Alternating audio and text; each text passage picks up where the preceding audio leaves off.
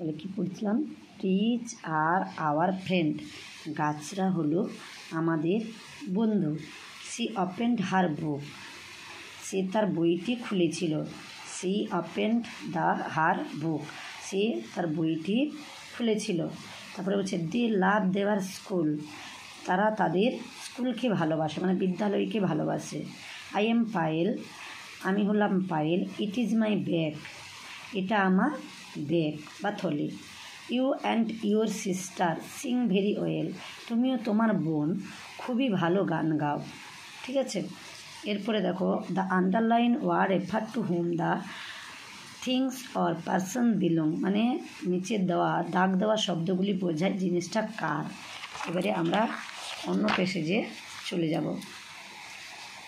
দেখো, look at the table below, to hmm it belong, বলছে কার জিনিস, ওয়ার রেফার্স টু, কোন শব্দ দ্বারা বোঝায়। দেখো, আই মানে আমি, এটা কার জিনিস না মাই আমার। ইউ মানে তুমি, কিন্তু বোঝাচ্ছে ইয়োর তোমার। হি সে, হিজ তার, মানে জিনিসটা কারটা জিনিসটা জোর করে বোঝা যাচ্ছে।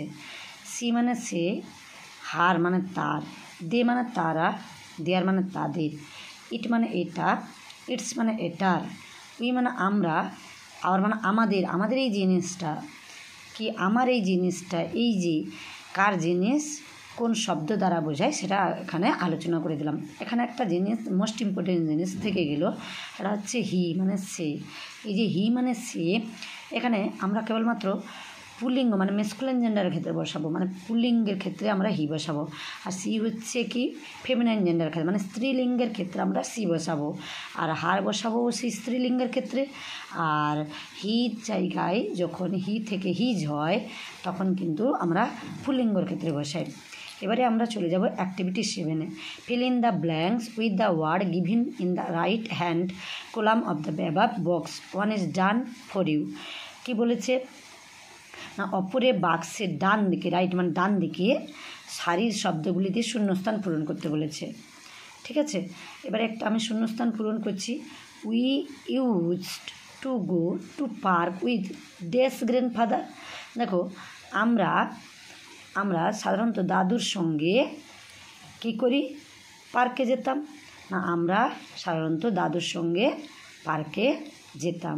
তাহলে আবার মানে আমাদের দাদুর সঙ্গে, এমনভাবে ওয়ার্ডটা বসাতে হবে যখন একটা সেন্টেন্সের মধ্যে পুরোপুরি সম্পূর্ণ অর্থটা প্রকাশ করবে।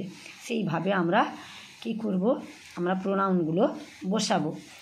রিমা গেভ, তাহলে রিমা দিয়েছিল পেন কলম টু মি মানে আমাকে। তাহলে রিমা কলম আমাকে দিয়েছিল, কার কলম দিয়েছিল না তার কলম, তাই আমি হার বসিয়েছি। হার মানে কি তার, তাহলে রিমা আমাকে তার পেন কলমটি দিয়েছিল। বুঝা গেল। The car lost dash real glass in an accident, দুর্ঘটনায় গাড়িটা তার সামনের কাঁচটা ভেঙে ফেলেছিল। তাহলে দ্য কার লস্ট মানে কি ভেঙে ফেলেছিল, রিয়েল মানে প্রকৃত, গ্লাস মানে কাঁচের, কাঁচটা, ইন অ্যান অ্যাক্সিডেন্ট দুর্ঘটনা, ইটস মানে কি, ইটস মানে তার। ঠিক আছে, বা এটার, এই যে আমরা লিখেছিলাম এখানে এটার। হি ক্যাম, সে এসেছিল টু মাই হাউস আমাদের ঘরে বা বাড়িতে, উইথ ডেস প্যারেন্টস মানে পিতামাতার সঙ্গে, মানে কার পিতামাতার সঙ্গে, হিজ মানে তার পিতামাতার সঙ্গে। ক্লিয়ার। আমাকে যদি আমি হিজটা বসাই তাহলে একটা বাক্য সম্পূর্ণ প্রকাশ পাবে। তাহলে এমন আমাকে প্রিপোজিশনগুলো এমন আমাদের প্রোনাউনগুলো বসাতে হবে যাতে একটা সেন্টেন্সটা যথোপযুক্ত হয়। এখানে কেবলমাত্র এমন একটা ওয়ার্ড আমাদের বসাতে হবে, প্রোনাউন বসাতে হবে যাতে এই লাইনে, এই বাক্যের সাথে সামঞ্জস্য হয়। দে আর ক্যারিং, তারা বহন করেছিল, ব্যাগস কেয়ারফুলি যত্ন সহকারে, কি না তাদের থলে বা ব্যাগগুলি যত্ন সহকারে তারা বহন করেছিল। ঠিক আছে, তাহলে আমি অ্যাক্টিভিটি 6 এবং অ্যাক্টিভিটি 6 আগে করে দিয়েছিলাম, তারপর সেখান থেকে এত দূর অবধি আমি আজকে ক্লিয়ার করে দিলাম। পরের ক্লাসে আর